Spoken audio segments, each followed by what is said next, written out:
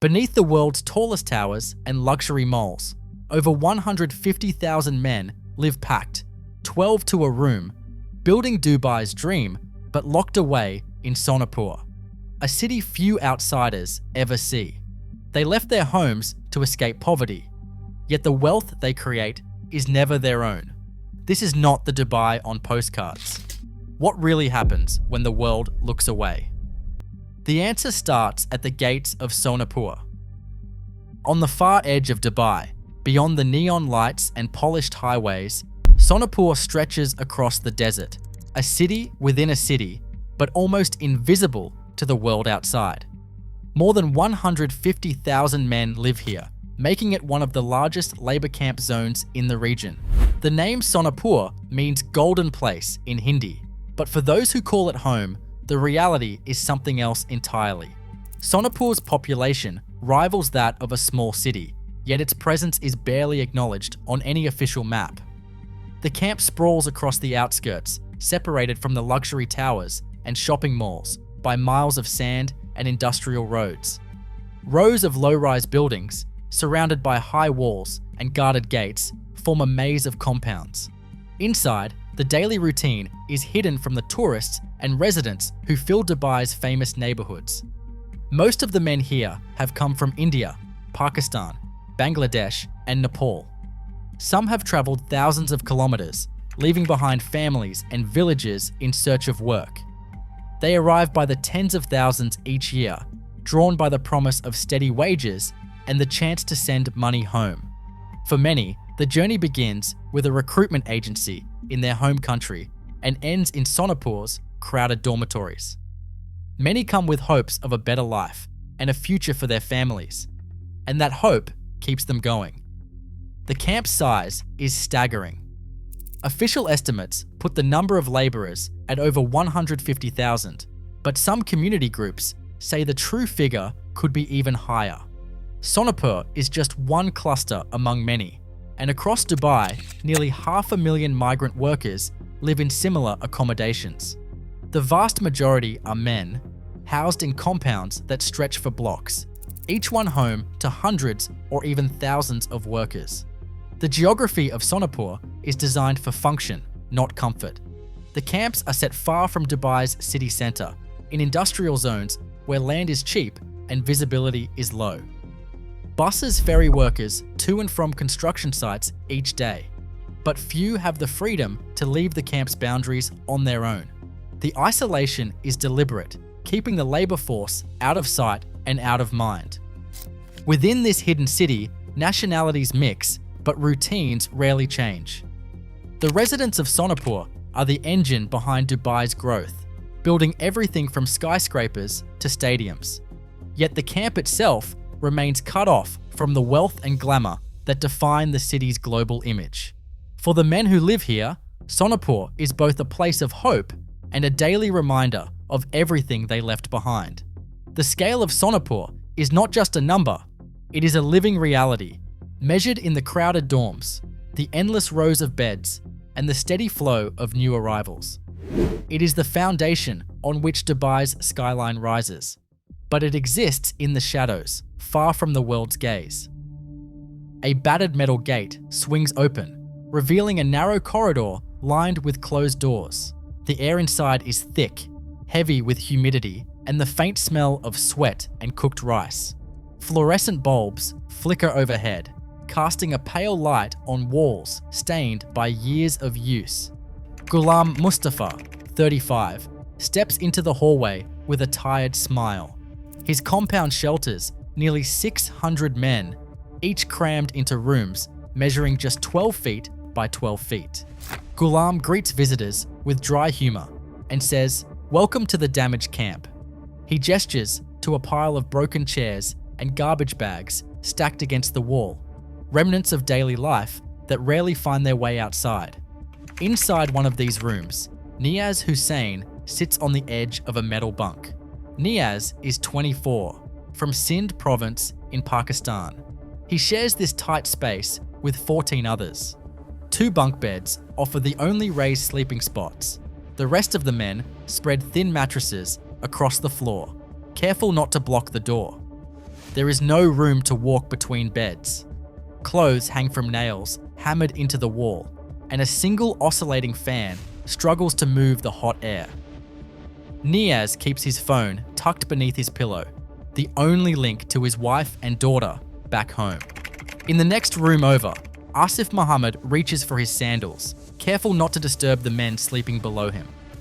12 men share this room. On both sides, 4-level bunk beds rise almost to the ceiling, leaving just enough space for one person to pass through the middle if no one is sitting on the floor. Asif describes the routine. He says they have 4-level bunks on either side, and the rest sleep on the floor. There is no room to walk.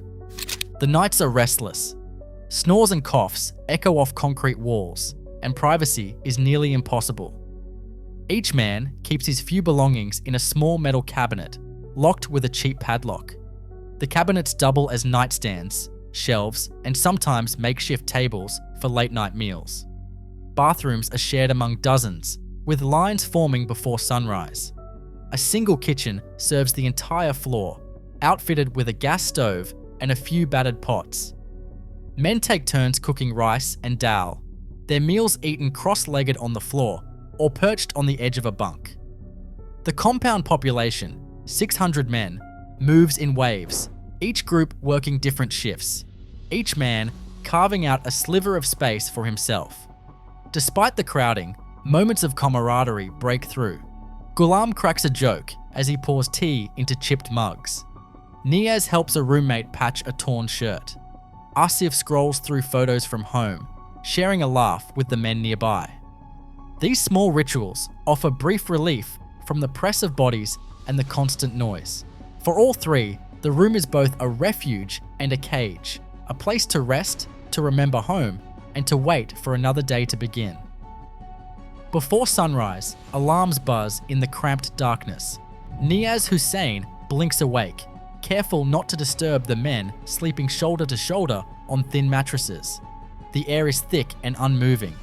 He tucks his phone into his pocket, grabs a worn shirt, and slips into the corridor. The hallway fills with the shuffle of sandals and the low murmur of voices, dozens of men lining up for the bathroom or waiting their turn at the single tap to wash their faces. By 5:30 in the morning, the courtyard outside the compound is alive with movement. Buses idle in rows, their engines rumbling, headlights cutting through the haze. Niaz and the others file onto a company bus, squeezing into narrow seats or standing pressed together in the aisle. The windows fog with breath. Some men close their eyes, stealing a few more minutes of rest.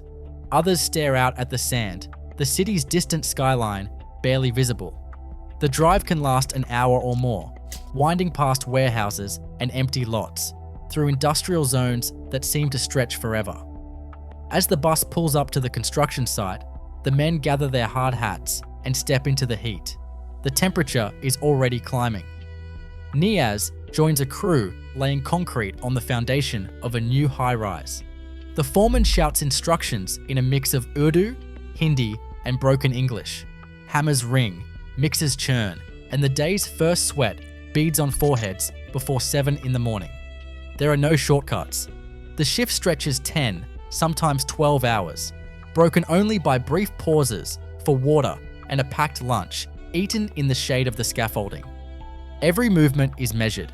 Lifting rebar, hauling bricks, mixing cement, each task repeated hundreds of times. The work is relentless, but Niaz keeps pace, mindful of the clock and the silent expectations of the supervisors. There is no room for mistakes. As the sun climbs higher, the city's towers shimmer in the distance, their glass facades reflecting a world that feels impossibly far away. For Niaz, the day is a cycle of noise, dust, and exhaustion, a routine that begins and ends in Sonapur, with little space for anything else. A crumpled payslip tells the real story behind the skyline. For a full month's labor on Dubai's construction sites, a worker like Niaz Hussain earns 1,000 dirhams, just under $275 US. That figure is before deductions. Each month, 342 dirhams vanish from his pay for food and rent in the camp, leaving little more than 650 dirhams in his pocket.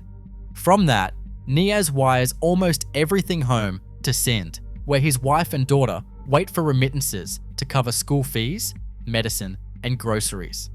The transfer counter at the Sonapur market is always busy, crowded with men clutching slips and counting bills, each one calculating how much can be spared after the camp's deductions. The math never adds up. The journey to Dubai began with a loan, 12,000 dirhams borrowed from a recruitment agent in Pakistan. That debt hangs over every payday. Repayments swallow a chunk of what remains, stretching out for years. Even after months of grinding work, the original loan barely shrinks. Niaz's phone buzzes with messages from home, a doctor's bill, a school expense, a neighbor's wedding. Every request is a reminder that his family's survival depends on the dirhams he sends from Sonapur. The hourly wage, 4 dirhams or about $1, means a single mistake, a missed day, or a late payment can tip the balance from survival to crisis. Some months, wages arrive late or not at all. When that happens, the ripple spreads quickly. Children pulled from school, medicine skipped, relatives left waiting. The Indian consulate receives dozens of complaints each month, most about unpaid or delayed wages. For men like Niaz, the consequences are immediate and personal. He cannot return home until his debt is paid, but each month's earnings barely cover the basics. The arithmetic of Sonapur is simple but unforgiving. Work, pay, deduct, remit, repeat. The promise of Dubai's riches dissolves into a cycle of debt and obligation with no margin for error. The money flows outward to families, agents, landlords, while the men who built the city count what's left, dirham by dirham. Every worker in Sonapur lives under a system that controls not just their job, but nearly every aspect of their daily life. It begins with a visa, sponsored, paid for, and held by the employer. This sponsorship, known locally as kafala, is more than a bureaucratic formality. It ties each worker's legal right to stay in the country directly to the company that hired them. If a contract ends or a dispute arises, the worker's visa can be cancelled at any time, leaving them at risk of immediate deportation. Housing is part of the same chain. The room where Niaz sleeps, the bunk where Asif stores his few belongings, and even the communal kitchen and bathroom all come with the job, not as a benefit, but as an extension of the employer's control. Lose your job and you lose your bed. There is no option to rent a private apartment or move to a different camp. The camp and the company are inseparable. Changing jobs is not a simple matter of handing in a notice. Under the sponsorship system, a worker cannot switch employers or leave the country freely unless the current sponsor grants permission. This often means a no objection certificate, a piece of paper that can be withheld for any reason or for no reason at all. Without it, a worker is trapped, unable to seek better pay, unable to escape abuse, and unable even to return home without risking arrest for violating visa terms. Legal documents, including passports, are sometimes held by employers for safekeeping, making it even harder for workers to act independently. The threat of losing visa status hangs over every decision, reinforcing silence and compliance. Official reforms have promised more flexibility, but in practice, the power remains with the sponsor. For the men in Sonapur, this means their entire future, where they live, whether they can work, and when they can see their families, depends on the will of someone else. The system is invisible to most outsiders, but its effects are felt in every corner of the camp. The kafala system is not just a set of rules. It is the invisible chain linking every worker's hope to someone else's permission. A digital thermometer strapped to a steel column blinks a number, 51 degrees Celsius. The air shimmers above the concrete, and the ground itself radiates heat. A crewman, face streaked with sweat, wipes his brow with a stained rag. He's been mixing cement since sunrise, his shirt already soaked through. The heat is relentless, pressing down through layers of clothing and skin, making every movement feel heavier. By midday, the metal scaffolding burns to the touch. Hands wrapped in thin gloves still blister. Water breaks are brief, just enough time to gulp from a shared jug before returning to the grind. The Ministry of Human Resources has rules about cooling breaks, but on this site, they last barely 20 minutes. The work never really stops. Injuries are common. A twisted ankle on loose gravel, a deep cut from exposed rebar, a shoulder strained, lifting blocks hour after hour. There is a small clinic at the edge of the camp, but it is often crowded, and the line stretches out the door on the hottest days. Most men push through the pain, worried that missing a shift could mean losing pay. Exhaustion becomes routine. Sleep never feels like enough. Each day, the body pays a price. Muscles ache, skin burns, and the mind grows numb, counting down the hours until the sun finally sets. Dubai's labour reforms look strong on paper. The wage protection system requires every salary to be paid electronically, with records sent to the ministry. New housing codes promise at least 40 square feet per worker, single beds, cabinets, and air conditioning in every room. Cooling breaks are mandated during the hottest hours, and inspectors are supposed to check conditions. Officials say these changes bring Dubai closer to international standards and protect workers from abuse. But inside the camps, the reality is harder to measure. Pankaj, who moved into a newer building 6 months ago, describes the improvements as partial. He says that their living conditions are quite okay, but they are facing a mosquito menace at night because of stagnant sewage water. He points to the crowded rooms, meant for 8, but often holding more as new recruits arrive. The rules exist, but enforcement is inconsistent, especially in remote camps like Sonapur. Inspections are rare, and complaints about overcrowding or sanitation often go unanswered. Beyond the gates, the demand for luxury never slows. Tourists fill the malls, and developers race to open the next 5-star hotel. Each new project means more workers, more pressure on the camps, and more questions about who benefits from reform. The skyline grows brighter, but for many in Sonapur, the promised changes remain just out of reach. Dubai's shimmering skyline still rises on the labour of over 150,000 migrant workers, whose daily lives remain largely invisible.